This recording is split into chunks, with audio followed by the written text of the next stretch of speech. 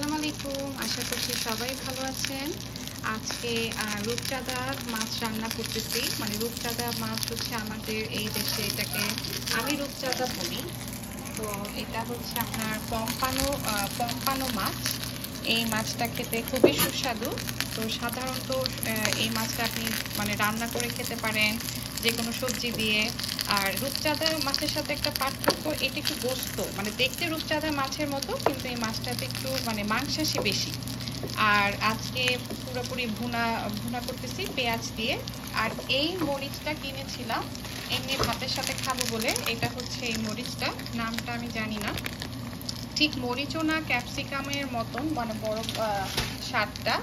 তবে কাঁচা খেতে যেয়ে দেখলাম যে চামড়াটা একটু শক্ত, ভাতের সাথে খেতে ভালো লাগে না। তো আজকে এই যখন মাছ ভাজি করলাম ভাবলাম যে কিছু দিয়ে দিই। তারপরে মাশাআল্লাহ আমার বাগানে এবার খুব সুন্দর সুন্দর করলা হয়েছে। তো এই হচ্ছে করলা। তো এটা আবার বাংলাদেশের মতোই তিতা আসছে অনেক, মানে ভালোই তিতা। এখানে আমেরিকান একটা করলা পাওয়া যায়, ওটা একটু কম তিতা হয়, তো এই জন্য বলি বাংলাদেশের করলা। আর এটা হচ্ছে পেঁয়াজকলি আমার বাগানে হচ্ছে। তো এই পেঁয়াজকলি দিয়ে আপনার অনেক পেঁয়াজকলি দিয়ে তারপরে হচ্ছে পেঁয়াজ বেশি করে দিয়ে করলাটা করব।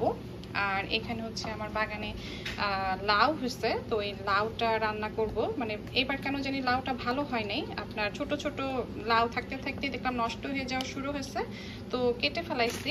তো ওই যে মাছটা যে ভাজি করতেছি, তো ওইটার মানে মাথাটা আর কি, মাথাটা দিয়ে মানে ঝোল ঝোল রান্না করব কষায়। তো শেয়ার করলাম আপনাদের সাথে আমার বাগানের কিছু তরকারি আর এখানকার মাছ।